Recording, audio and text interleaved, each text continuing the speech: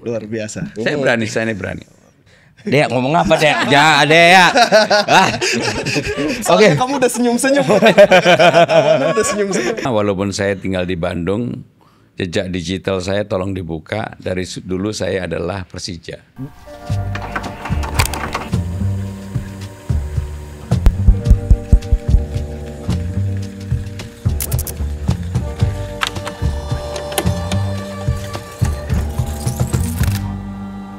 Halo Malakan, selamat datang di Malaka Podcast.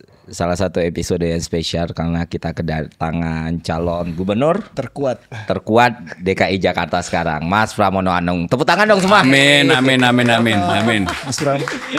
Selamat datang. Terkuat dan termenanja. Teman aja.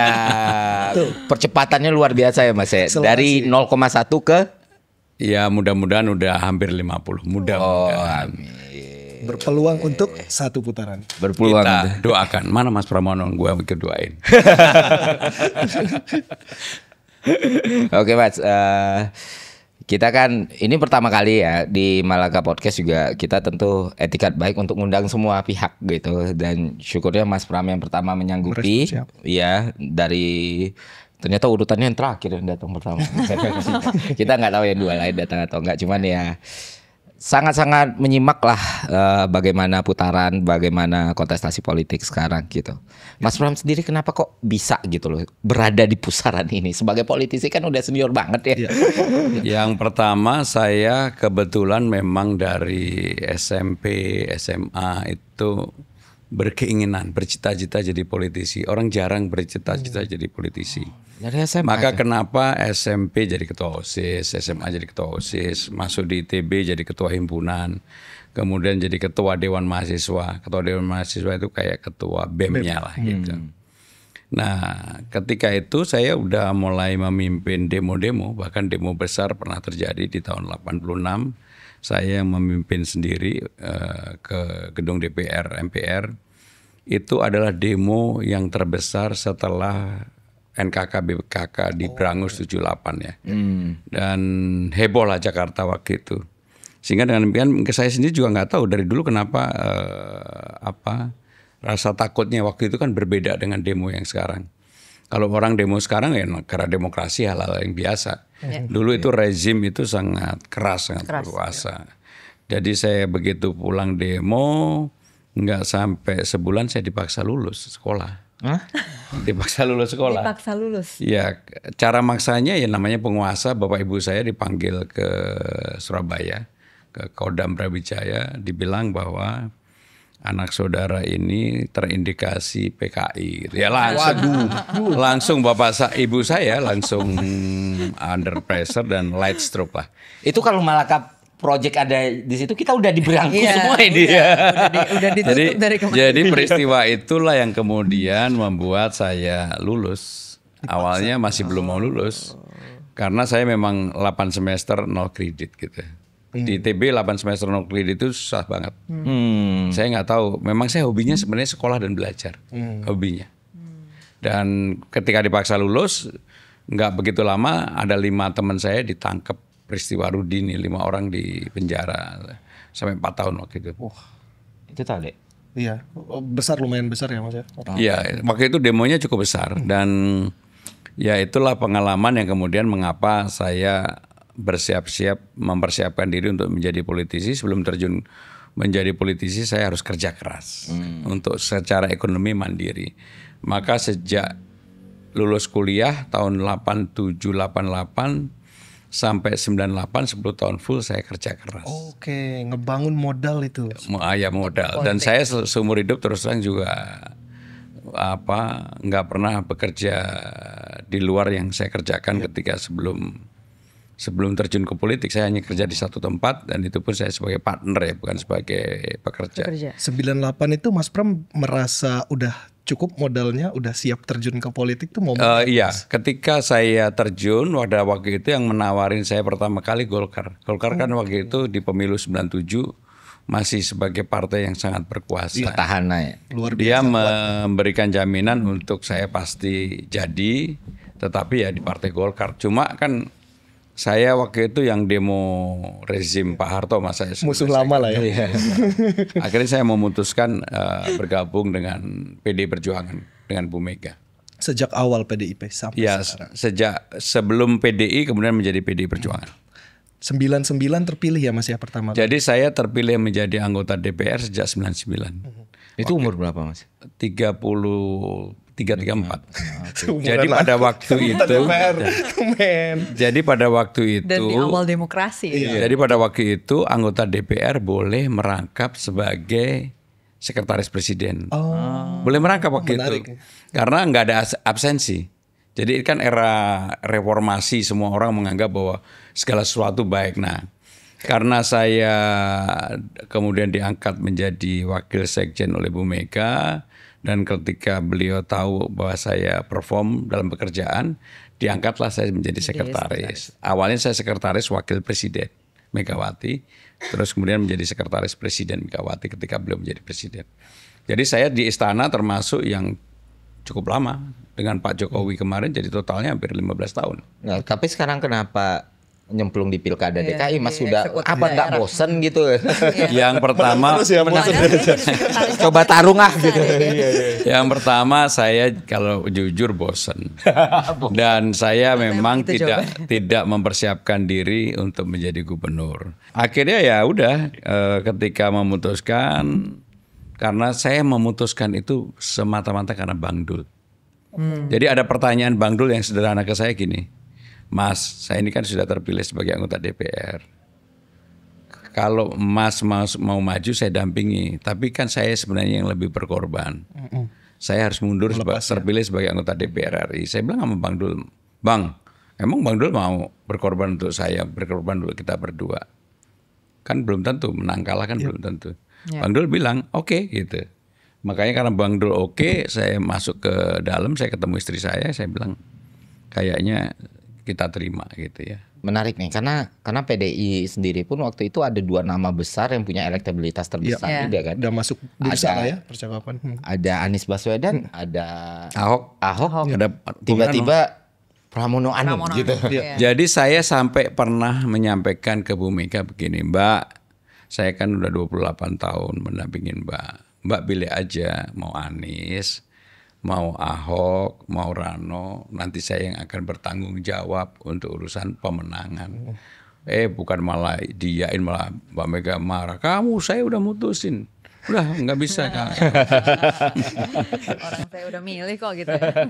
Berarti ini ya Pak ya, maksudnya kayak udah tahu persiapannya, akhirnya dijalanin, udah nggak rencana dari awal jalanin segala macam. Nah kita tuh pengen tahu Pak, sebenarnya yang ditawarkan itu sendiri ke Jakarta itu bagaimana gitu?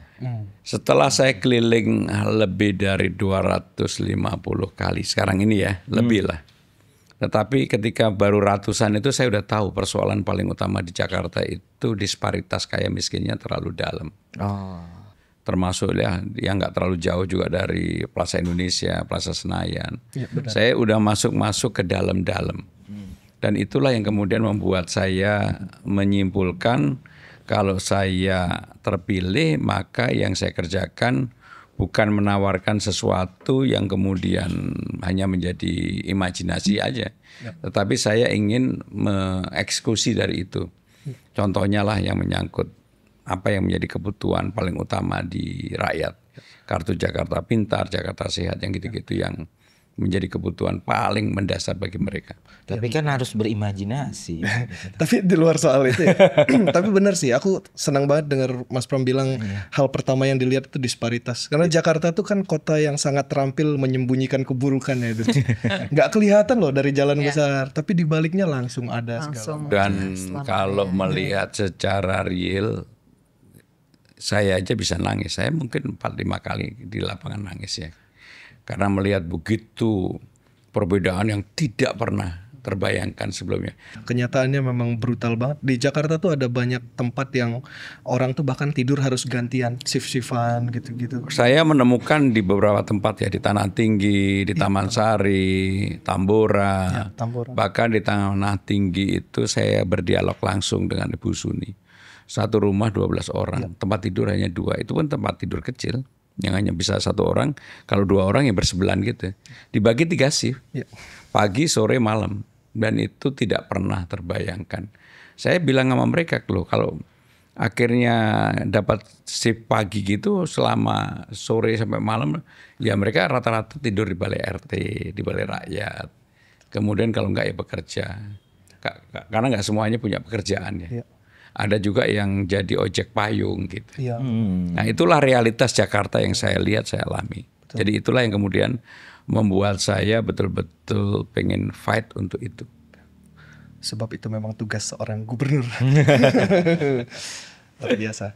Termasuk tadi salah satunya yang Mas bilang program-program untuk orang kebanyakan ini kan ada juga Jakarta Belajar itu ya Chan ya. Oh iya. Ya kayak Membuat guru honorer. Nah, coba Chan, kamu ada ini enggak tentang itu? Mas Pram mungkin mau jelasin dulu kan katanya. Jadi guru. gini, orang banyak bertanya-tanya apakah janji tentang guru honorer itu make sense gak sih? bisa dipenuhi. Iya. Jadi guru honorer di Jakarta rata-rata pendapatannya di bawah 2 juta. Oh iya. Di bawah 2 Itu juta. bahkan nggak nyesuaiin PAD Jakarta itu Mas. Jadi saya akan membuat mereka mendapatkan UMR, upah minimum regional. Upah minimum regional itu 5 juta. Dari 2 juta average menjadi 3 juta, 5 juta penambahnya 3 juta dikalikan jumlah guru honorer. Kenapa saya yakin itu bisa dipenuhi? Yang pertama nanti saya akan punya program yang namanya Jakarta Funding. Itu akan menjadi revenue baru bagi Jakarta yang selama ini hanya mengandalkan pajak, restitusi, dan dividen. Maka akan ada pendapatan yang mudah-mudahan ini menjadi dana abadi bagi Jakarta. Kalau ini bisa menjadi dana abadi dan APBD Jakarta kan gede, 91 triliun. Saya yakin bisa gitu ya, sangat bisa. Caranya bagaimana? Cara yang paling utama ya semuanya dibuat transparansi. Kemudian jangan kemudian Jakarta ini lebih banyak membangun fisik. Untuk pembangunan fisik, karena untuk pembangunan fisik yang bersifat jangka menengah panjang nggak perlu lagi pakai APBD. Jakarta sendiri kan bisa di leverage kan. Jadi membangun nggak usah pakai dana APBD, tetapi ya memang sekali-sekali kita juga harus punya pinjaman, nggak apa-apa. Seperti Ina Funding juga jalan karena pada waktu itu saya termasuk inisiator untuk Indonesian Funding yang diputuskan oleh Presiden Jokowi, Bu Sri Mulyani dan sebagainya. Tapi paperworknya saya nyiapin sehingga saya tahu pasti bisa gitu. Kalau itu bisa dilakukan, persoalan honorarium guru itu menjadi sangat kecil sekali. Bahkan Jakarta ini tanpa Jakarta Funding pun bisa menggratiskan sekolah negeri maupun swasta. Dari 15.000, kalau negeri semuanya udah gratis. Kalau swasta dari 15.000 itu 8.200 gratis. Jadi kurang separuh aja sebenarnya. Bahwa ini bukan program baru, tapi ini melanjutkan program yang ada, tetapi lebih banyak yang menerima gratis dan tidak merubah kartu Jakarta Pintar yang diterima oleh anak didik kita. Jadi selain gratis mereka menerima KJP dan ini untuk terutama sekolah-sekolah swasta yang memang tidak mampu. Kalau sekolah swasta yang mampu kayak BINUS, Al-Azhar, Al-Izhar, Lab School, ya tetap bayar lah gitu. Tapi konkretnya gimana Mas itu soal Jakarta Funding untuk melibatkan swastanya misalnya segala macam? Jadi Jakarta Funding harus dikelola secara profesional dan sepenuhnya dikelola oleh orang yang memang punya pengalaman itu. Nggak ada ASN-nya, nggak ada BUMD-nya. Oke, berarti full profesional. Itu persis seperti Ina Funding. Jadi yang mengelola ada namanya Rida, kebetulan teman saya. Untuk Jakarta Funding pun saya udah punya bayangan siapa yang akan mengelola itu. Dana awalnya dari mana? Dari Silva, sisa anggaran yang APBD kita rata-rata 5-6 triliun. Saya ambil aja 3 triliun, yang 7 triliun nanti Jakarta kita leverage untuk menarik itu. Berarti tadi soal guru honorer itu Mas, karena concern kita kan emang benar-benar di pendidikan ya. Ada nggak mekanisme yang lain selain mereka upahnya dinaikin batas bawahnya? Mereka ada kemungkinan besar nggak untuk ya udah mereka jadi ASN, jadi P3K atau jadi ASN? Jadi persoalan yang utama itu tentang guru didik kita ini kan bukan sebuah profesi yang membanggakan. Maka harus ada persepsi yang harus dirubah di masyarakat. Apalagi kalau kemudian mereka menjadi guru yang membanggakan. Jadi yang membanggakan sekarang ini bukan hanya insinyur, dokter, ataupun apa, tapi guru, menjadi chef, menjadi konten kreator. Karena orang melihat tentang jabatan, kedudukan dan sebagainya itu totally sudah sangat berbeda. Sehingga saya kalau kemudian ini kita dorong orang-orang menjadi guru itu membanggakan, latihannya atau pendidikannya kita perbaiki, literasinya juga diperbaiki, dan mereka memang benar-benar orang-orang yang dengan talent yang luar biasa. Saya yakin ini akan merubah wajah Jakarta, akan merubah wajah Jakarta. Oke. Berarti kan sebenarnya peluang-peluang supaya citra guru ini naik, makanya Ya, selain revenue-nya bagus, yang paling utama kan kehormatan. Apalagi kalau orang dengan revenue bagus, kehormatan lumayan, dan kemudian juga ada kesempatan untuk improve pendidikan dan sebagainya. Saya yakin guru akan menjadi profesi yang diperebutkan di Jakarta. Berarti fokusnya ke situ dulu ya, bukan ya kita latih untuk itu, gitu ya. kita latih itu. Saya termasuk melihat ya, kan saya juga secara terbuka menyampaikan akan punya balai rakyat. Di dalam balai rakyat itu kan ada pelatihan. Cara pelatihannya juga yang nggak biasa. Nah ini menarik nih Mas. Gimana Mas? Bedanya sama lembaga pelatihan Yang kecil. Jadi kalau di pemerintah, terutama pemerintah pusat kan balai latihan kerjanya itu ngelas, Betul, menjahit. terus kemudian membuat semen, buat ya tembok dan sebagainya lah. Kalau di dalam balai rakyat yang saya inginkan berbeda. Harus kekinian dan harus tahu apa yang menjadi kebutuhan pasar. Kebutuhan utama pasar kita sekarang ini kan udah sangat berbeda. Maka orang-orang dengan kreativitas yang baru akan kita kasih ruang yang cukup besar. Misalnya ekonomi digital, animasi, orang yang belajar coding, kemudian juga ya tentunya kreator hub, konten kreator TikTok, IG, kemudian X dan sebagainya. Dan itu menjadi mata pencarian baru yang tidak pernah terbayangkan dulunya oleh orang-orang dalam generasi saya. Benar. Kalau dulu itu kan ya pengennya jadi insinyur, dokter, jadi tentara, jadi polisi, jadi pilot kan gitu. Sekarang udah beda. Dan saya udah ketemu dengan orang-orang yang disebut dengan konten kreator yang dengan follower yang tinggi. Dan income-nya nggak kalah sama insinyur maupun dokter maupun Betul Ferry. income-nya kecil lah. Nanti diburu lagi sama orang DJP ini. Ya itu udah memang dunianya sudah berubah. Ya. Nggak bisa terlalu kolot seperti dulu lagi gitu. Menarik ya. Kayak sekarang tuh misalnya Indonesia tuh suka ada konser-konser musik, ngundang artis dari luar gitu-gitu. Aku sempat lihat tuh ada yang bilang balai rakyat tuh ada yang ngelatih orang jadi IO gitu-gitu Mas ya. Saya membayangkan Karang Taruna misalnya. Kita ajarin, kita latih daripada mereka hanya ini untuk jadi IO. IO untuk misalnya untuk lokal. Lama-lama kan mereka bisa berkembang. Betul.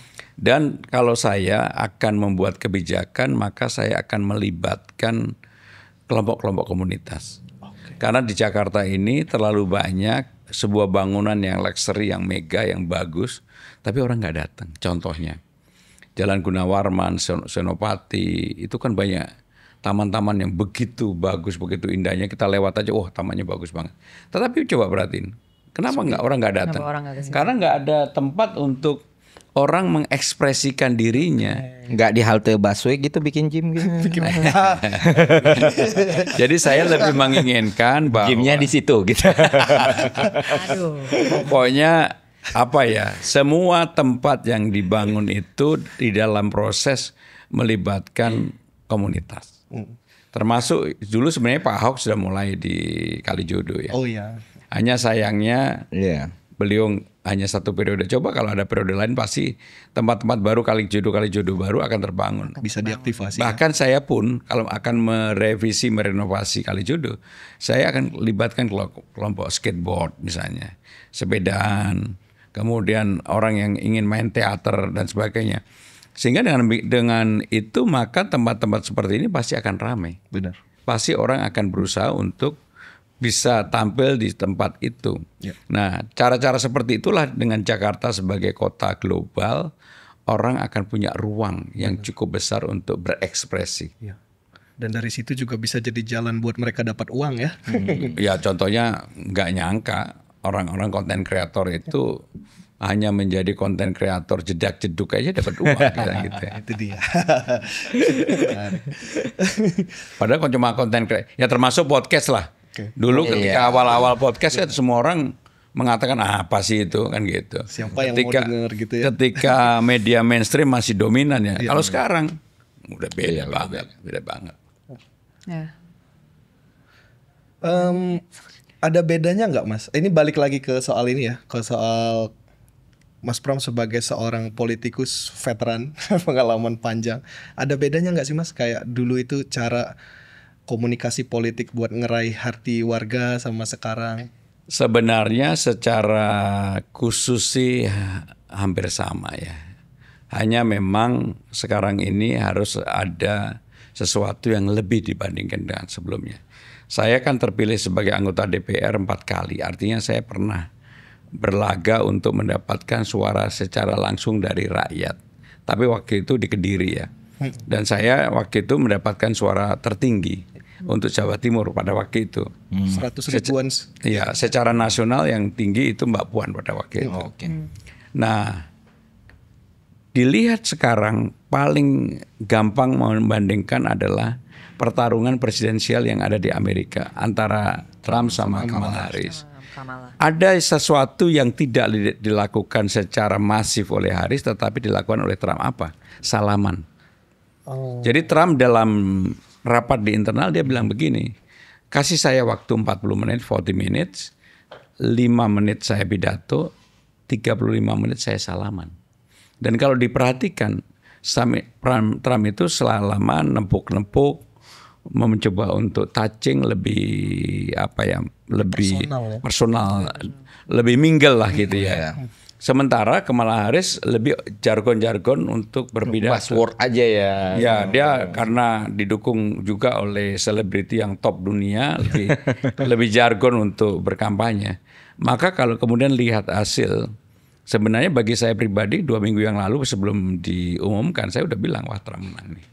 Itu secara electoral vote kalah, popular vote kalah juga Kalah. Kalau ada Hillary kemana menang kan masih Hillary-nya popular vote. Kan. Makanya kalau diperhatikan saya lebih banyak bersalaman, joget-joget, nari-nari. Karena personal touching itu penting. Sekarang ini masyarakat melihat janji yang terlalu berlebihan, kamu pasti bohong gitu. Lebih baik menjanjikan sesuatu yang realistis. Maka kenapa kemudian walaupun popularitas saya masih kalah, saya terus terang kalau popularitas saya nomor 3. Nomor 1 antara Bang Dul sama Ridwan Kamil. Itu hampir sama, saya nomor 3. Tapi disukainya mungkin karena langsung pipit saya. Saya termasuk yang tinggi kan gitu. Ya, kita tuh nanya soal komunikasi politik karena setiap Disertasinya. kita lihat memang Mas Pram kelihatan punya approach yang khusus gitu ya. Ternyata ini jawabannya. Ya saya memang jadi saya S1 teknik pertambangan, S2-nya ekonomi, S3-nya komunikasi politik. Jadi memang saya memilih itu pada waktu itu udah betul-betul menjadi politisi. Ketika saya menjadi pimpinan DPR dan menjadi sekjen partai, saya ingin tahu apa sih yang ada. Nah disertasi saya juga menggambarkan bahwa politik di Indonesia yang paling utama itu sentuhan. Orang itu memilih karena sentuhan. Oh itu disertasinya Mas Pram itu? Iya, disertasi saya. Jadi mengenai sentuhan itulah yang kemudian kan gini. Ketika awal-awal saya maju sebagai calon gubernur ini, orang kan udah nggak mungkin lah yang namanya Pramono Anung yang udah jabatannya begitu tinggi mau turun ke bawah, mau begitu menyentuh rakyat dan sebagainya. Tapi saya memang nggak tahu kenapa hati saya bukan karena saya harus menyentuh ya. Kalau saya harus menyentuh aja pasti saya capek. Sehari 11 kali. Ini masih ada 2 atau 3 ya acara setelah ini. Jadi itulah yang kemudian membuat saya nggak capek. Benar-benar saya nggak capek loh. Saya sendiri kadang-kadang heran dengan diri saya sendiri. Kok nggak capek ya gitu. Karena hatinya Gembira. Ya pengalaman baru juga tarung pilkada itu. Bagi saya pengalaman baru. Selama ini saya itu selalu jadi pengarah gaya. Saya sama Bu Mega 3 kali menjadi orang terdekat yang Ibu Mega kemana aja saya dampingin. Dengan Pak Jokowi 2 kali. Dari 5 kali, 3 kali menang, 2 kali kalah. Dengan Pak Jokowi dua-duanya menang. Sebagai pengarah gaya, sebagai pengatur dan sebagainya, akhirnya kan saya pasti punya pengalaman itu. Sehingga kenapa walaupun saya pada waktu itu underdog ketika mendaftar, tetapi untuk menyiapkan visi misi, program, tim pemenangan dan sebagainya saya nomor 1. Termasuk saya mendaftar nomor 1. Sudah sangat siap. Mas Pram, balik lagi tadi kan di awal Mas Pram sempat bilang katanya kalau ditanya isu Jakarta yang Mas Pram paling concern gitu, tadi dibilang disparitas, ya, kesenjangan dan mungkin ya nempel juga sama kemiskinan Mas Pram. Tapi di kesempatan lain kalau nggak salah Mas Pram juga sering ngomongin soal transportasi umum. Nah mungkin ada nggak sih koneksi? Maksudnya bagaimana misalnya Mas Pram mungkin ngelihat isu transportasi umum ini juga yang membuat misalnya kemiskinan dan disparitas ini jadi makin buruk gitu misalnya. Jadi Jakarta ini kalau mau transportasinya menjadi lebih baik harus dipaksa. Cara pemaksaannya nggak bisa kemudian membuat orang kamu harus naik ini, enggak. Tetapi cara pemaksaannya saya dengan cara yang sebenarnya sudah diatur di negara-negara besar. Fasilitas. Jadi saya akan menggratiskan 15 golongan bukan hanya di Transjakarta tapi Trans Jabodetabek. Sehingga dengan demikian termasuk orang Bekasi, orang Depok, Tangerang Selatan, Bogor, Cianjur bahkan. Oh sampai Cianjur Mas? Ya nanti sampai Cianjur. Mereka gratis naik KRL, MRT, LRT, Transjakarta, busway maksudnya. Maka dengan demikian kalau itu dilakukan orang dipaksa untuk naik transportasi umum nggak membawa kendaraan pribadi. Kenapa? Gratis. Dan sekarang ini kan relatif sudah terkoneksi lebih baik. Hanya yang kurang terkoneksi apa yang menjadi gagasan Mas Anies kita pertebal. Jaklingko. Maka Jaklingko ini akan ada menghubungkan itu secara masif. Nah kalau itu bisa dilakukan di negara-negara seperti New York, London, Shanghai, Beijing ada yang namanya park and ride. Umpamanya rumah saya di Jati Bening di Bekasi. Saya nggak boleh lebih dari 500 meter harus ada tempat transportasi umum yang saya bisa gunakan. Jadi kalau saya ke tempat itu saya bisa naik mobil, naik motor atau naik sepeda. Di situ diparkir. Kalau belum ada MRT, LRT dan Transjakarta, maka saya bisa naik Jaklingko. Dan itu akan sangat lebih murah dibandingkan dengan kemacetan yang sekarang ini terjadi di Jakarta. Jadi survei dari Kementerian Perhubungan kemacetan di Jakarta itu hampir 80 triliun, 79 something triliun. Secara nilai? Secara nilai kerugian. Iya, kerugian akibat macet per tahun. Ekonomi nggak berputar tuh. Dan yang menyebabkan dan yang membuat macet macet itu selalu orang masuk Jakarta pagi sekitar 4,5 juta, sore pulang 4,5 juta. Inilah yang membuat macet. Dan kalau dilihat, dipelajari, saya udah mempelajari secara detail. Transportasi publik kita sebenarnya lumayan cukup baik ya. Kalau pagi dari jam 10 sampai jam 2, jam 3 sore kalau Ferry dan teman-teman naik kendaraan umum, apakah itu KRL, Transjakarta, LRT, MRT, kosong. Betul. Iya. Betul. Kosong. Nih, maaf Mas, aku tuh mau masuk nih dari dulu tuh pengen banget tuh ngomong sama gubernur sebenarnya. Karena kan aku dulu orang yang kerjanya daily ya, 9 to 5 ya. Naik KRL, PNS gitu. Aku PNS, kerja harus bangun jam 7 naik KRL 4-4an. Giliran telat dikit jam 9 udah enak banget. Gitu. Sebenarnya kan kalau emang ada policy jam kerja antara gubernur, maka yang paling utama tadi selain 15 golongan dibebaskan supaya orang dipaksa naik transportasi umum, saya juga akan membuat di kantor saya Kementerian Sekretaris Kabinet yang disebut work from everywhere. Udah waktunya kota-kota dunia sekarang 3 hari di kantor atau 2 hari di kantor, 3 hari di rumah. Dan saya sudah membuktikan produktivitasnya lebih tinggi. Kenapa lebih tinggi?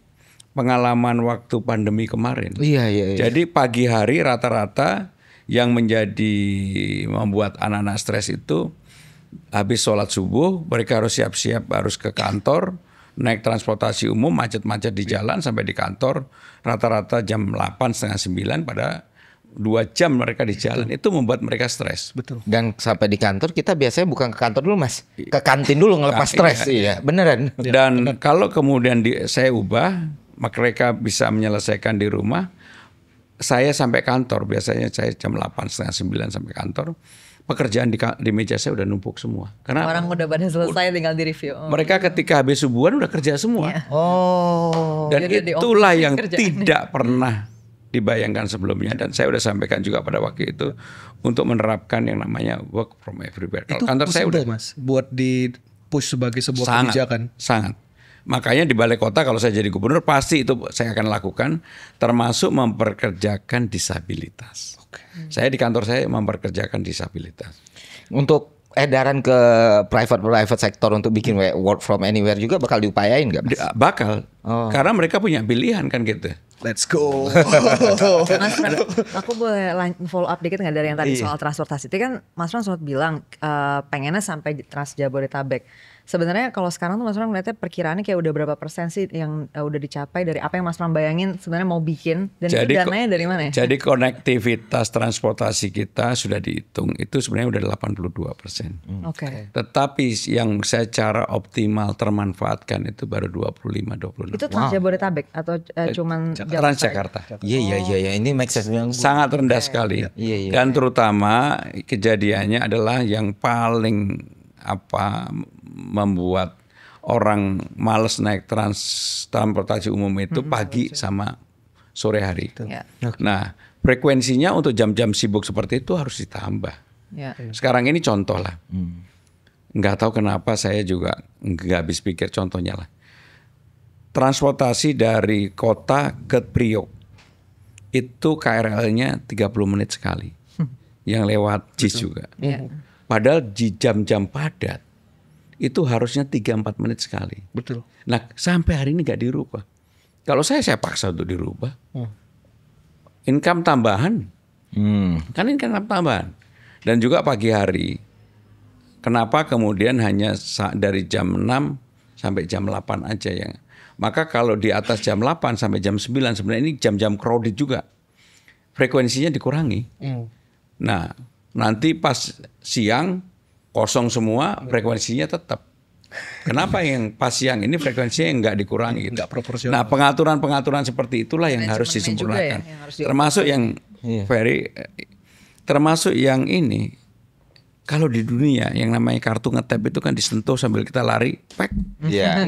Tung udah buat. Kalau kita kan enggak 1, 2, 3, 4. Kadang harus manggil dulu bang. Satpamnya sampai security yang datang. Jadi sistem yang seperti itu juga harus diperbaiki. Karena juga itulah yang kemudian membuat antrian panjang. Sama ini sih Mas ya, kayak tadi Mas Pram ngasih contoh New York gitu ya.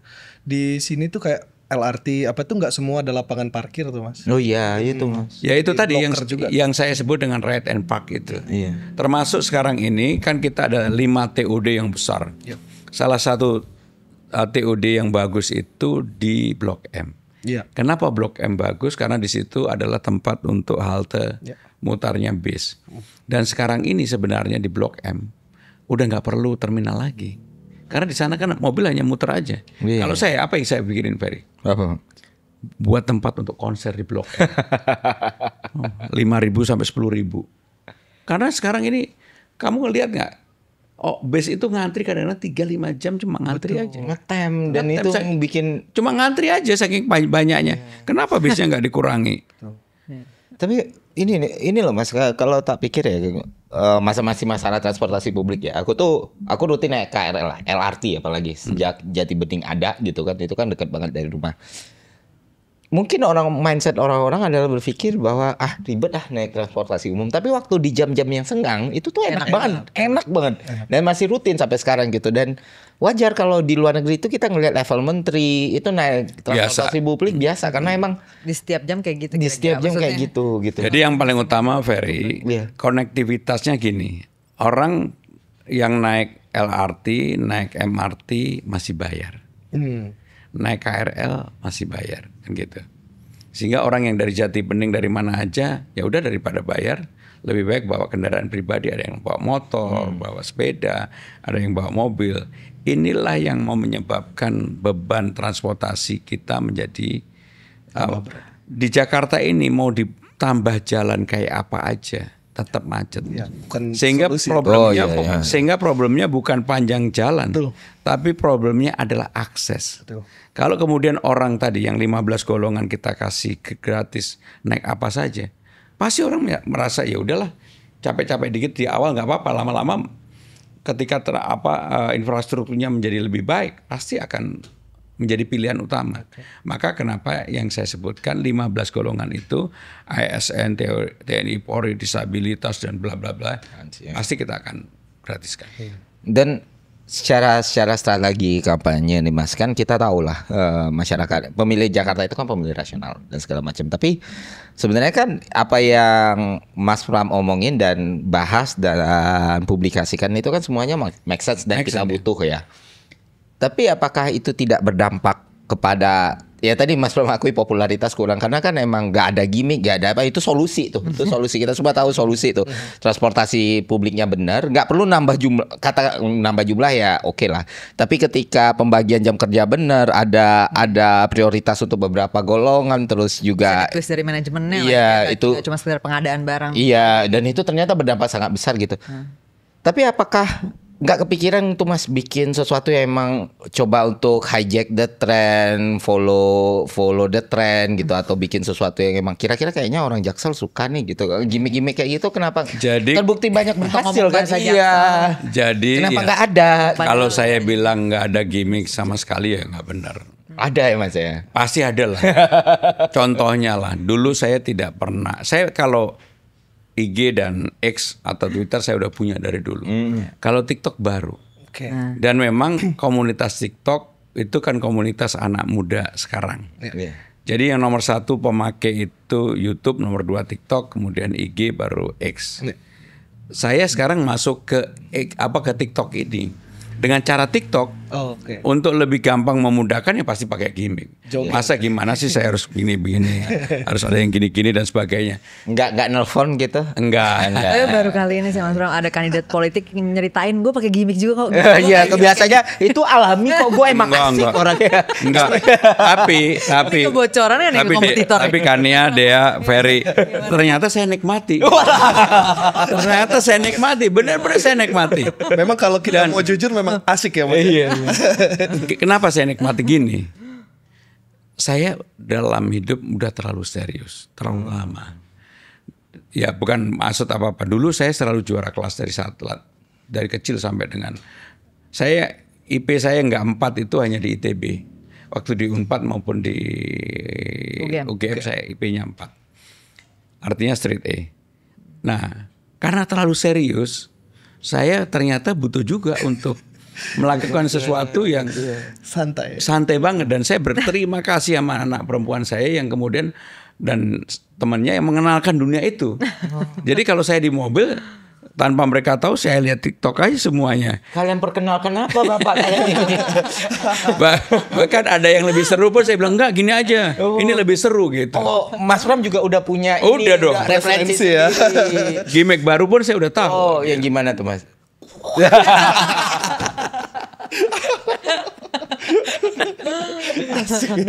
Jadi saya nggak mau lah, walaupun ikut konsultasi di gubernur ini kemudian berpura-pura dalam hidup saya nggak mau.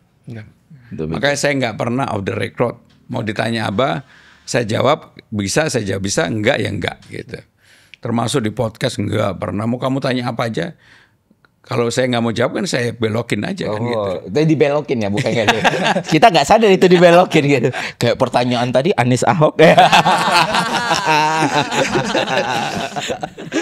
Memang pengalaman nggak bohong. Pengalaman nggak bohong. Kita lagi menghadapi Sifu. Nah ini Mas, ada tadi yang perlu di follow up sedikit soal beberapa yang Mas Pram coba lakukan di Jakarta itu kan membenahi kekusutan ya. Sementara kita semua tahu kekusutan itu tuh salah satu alasannya bertahan adalah karena banyak yang cari makan juga di situ. Pungli segala macam, dan itu jadi problem yang cukup prevalen di Jakarta. Dan meresahkan ya. Meresahkan beberapa kali. Mereka warga juga nih. Betul. Iya, tapi mereka warga juga. Mereka juga warga dan udah berkali-kali coba diselesaikan oleh para pendahulu. Dan kelihatannya sampai sekarang masih ada. Iya. Jadi yang pertama saya secara terbuka mengatakan bahwa pungli harus dihilangkan. Oke. Dengan segala konsekuensi itu Mas. Tetapi bagi yang selama ini ada dalam lingkaran itu harus dicarikan kerjaan yang rasional. Oh, diformalkan. Diformalkan, tapi bukan jadi formal pungli. Kalau itu sih jadi beban baru, tetapi kita pikirkan untuk kita beri ruang untuk bekerja. Maka kenapa kemudian ada apa yang saya sebut dengan balai rakyat? Karena memang di tempat-tempat itulah pekerjaan formal bisa didapatkan. Dan kita akan minta mereka untuk di sana. Oke. Tapi kira-kira gini Mas, dari POV-nya mafia gangster itu kan biasa dapat duit banyak dari aktivitas kayak gitu. Sekarang mau diformalkan, potensi ininya mengecil nih. Ya, saya tidak menafikan ya bahwa itu ada. Dan itu selalu ada di kota-kota besar. Tergantung bagaimana pemimpin itu lahir dan hadir. Saya sudah mengatakan secara terbuka bahwa saya bukan mau dikenang sebagai orang yang kemudian baru menjabat sudah memikirkan 5 tahun lagi maju sebagai gubernur, enggak. Bahkan kalau enggak populer pun enggak apa-apa.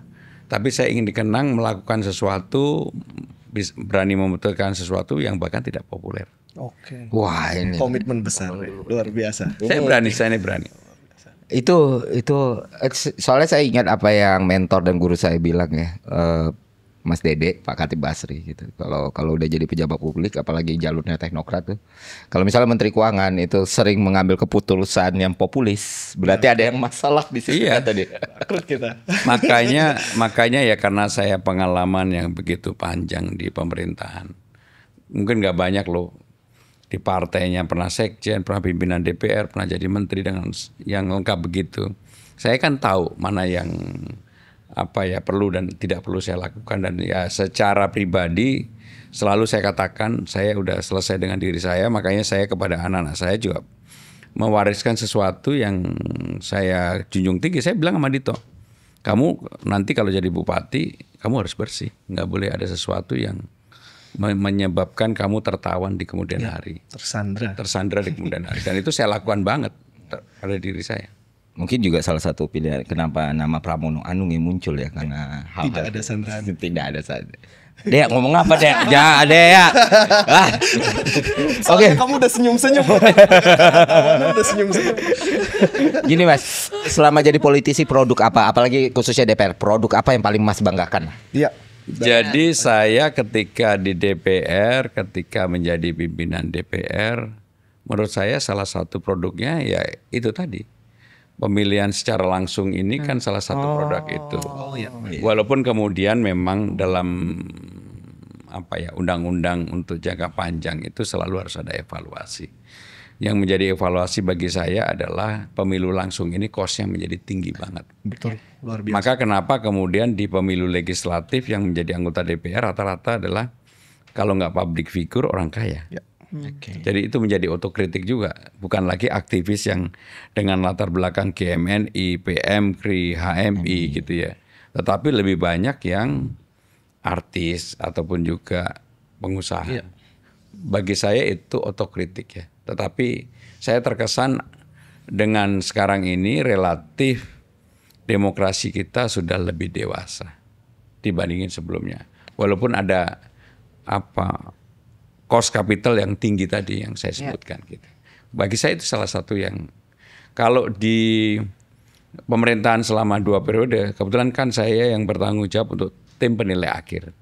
Orang mau jadi jabatan direktur utama, dirjen, sekjen, irjen, kan prosesnya di saya sebagai sekretaris TPA. Alhamdulillah sampai hari ini nggak pernah ada rumor sama sekali. Selama 2 periode loh. Kalau dulu kan rumornya kenceng. Karena itu pusat presiden mengeluarkan keputusan presiden, saya kebetulan yang mengurus itu. Lahan basah itu. Waduh itu basah banget. Sampai mandi basah lagi. Mandi. Oke lah ya, mungkin salah satu pertanyaan terakhir ya, salah satu unsur paling penting di Jakarta ini jelas sepak bolanya dan pendukung. Ya, identitas Jakarta ya sangat Iya, kuat. dan gue pun sebenarnya sering melihat setiap kontestasi mereka ini selalu dikerumunin, terus lalu ujungnya ditinggal, ujungnya tinggal. Jadi sampai kayak, nah menurut Mas Pram sendiri, The Jack atau Persijanya sendiri, gimana sih, Mas? Ya, yang pertama, walaupun saya tinggal di Bandung, jejak digital saya tolong dibuka. Dari dulu saya adalah Persija. Real itu, Mas. Real ada di jejak digital. Dibuka aja. Walaupun saya tinggal di Bandung. Tahun 2001 ada, tahun 2011 Emang ada. the OG The Jack. Jadi saya memang dari dulu adalah Persija. Tahun 2011 itu ada El Clasico. Persik lawan Persija. Oh, Ada Persik lawan bukan Persib. Persib lawan Persija. Oh, Persib. Oh, aku Bandung. Persib. Dan saya waktu itu di Twitter saya ada yang saya bilang saya Persija Tulen. Kalau saya ngomong sekarang Persija kan beda karena saya mau cagup. Nah, yang kedua memang di keluarga kami, keluarga saya penggemar gila bola. Saya Chelsea, Dila Arsenal, Dito Arsenal. Saya di rumah kalau untuk yang begitu dikeroyok. Tapi nggak apa-apa, kita beda klub pilihan. Masih gitu. ngikutin sampai sekarang? Masih. Masih ini Cole Palmer berarti kita. ada anak-anak Malaka juga, kawan yang kerja di sini juga penggemar Chelsea juga, Mas. Tapi tinggalnya di Bantar Gerbang. Jadi tolong jangan ketawa lu ya. Dan kenapa saya Chelsea, ternyata saya juga baru tahu ketua Jackmania itu juga Chelsea kan gitu. Let's go. Jadi ya dari dulu memang saya Chelsea. Dan saya penggemar basket sebenarnya. Oke, basket apa timnya, Mas? Ya kalau basket dulu kan di Indonesia, di Jakarta itu paling top Indonesia Muda gitu. Iya. Satria Muda, Satria Muda. Aspak dulu sempat naik. sempat naik, Halim dulu juga sempat top. Kalau sekarang ya memang lebih kompetitif lah. Tergantung sponsornya. Begitu sponsornya bisa beli pemain yang bagus ya. Daniel sekarang pemain top kan, Daniel yang lagi top di Jakarta. Sporty banget Mas Pram ternyata. Karena menarik nih, soalnya saya bukan penggemar The Jack ya, bukan penggemar The Jack. Aneh juga orang Jambi sih soalnya nggak punya tim. Jadi dulunya sukanya PSM Makassar. Pokoknya kalau urusan The Jack maupun nonton, saya nggak mau ada selebrasi yang rekaman lah gitu saya. Replay nggak mau selebrasi di replay. Bandel betul. Tapi gini Mas, karena emang sepak bola itu kan komoditas yang oke ya, dan orang-orangnya juga udah relate. Maksudnya orang-orangnya juga involved di situ gitu. Yang saya sebagai orang yang tinggal di kisaran ibu kota hampir 15 tahun, emang home groundnya dari The Jack tuh emang harus dibuat sih Mas. Kayak Harus. kadang kasihan gitu loh. Maksudnya mereka tim besar dengan sejarah yang besar, tapi the fact-nya yaitu antara pilkadanya cuman ya kita di Jackmania udah pemilu. Jadi kalau saya pilihannya sebenarnya buat The Jack itu home base-nya harus jelas dan harus dipilih. Apakah membuat stadion baru ya, tetapi tidak yang kemudian harus yang terlalu mewah, tetapi betul-betul menjadi home base-nya The Jacks, atau memperbaiki JIS. Karena kalau di GBK itu selalu overlapping dengan kegiatan terlalu banyak, termasuk kegiatan kenegaraan. Termasuk kalau PSSI tanggal 15 atau 18 ini main lawan Jepang. Iya, susah lah ya, kayak Wembley-nya UK. Jadi itu nggak bisa apa-apain. Tapi kalau JIS ini kita sempurnakan, infrastrukturnya kita perbaiki, MRT-nya kita lewatkan ke JIS, kemudian sampai dengan Tanjung Priok, menurut saya the future stadion yang bisa dimanfaatkan baik adalah JIS. Termasuk konser nggak kayak Bruno Mars kemarin ataupun Dewa pada waktu itu. Berangkatnya seneng, pulangnya mules gitu. Oh, sampai tahu Mas pulangnya. Ya harus tahu lah gitu.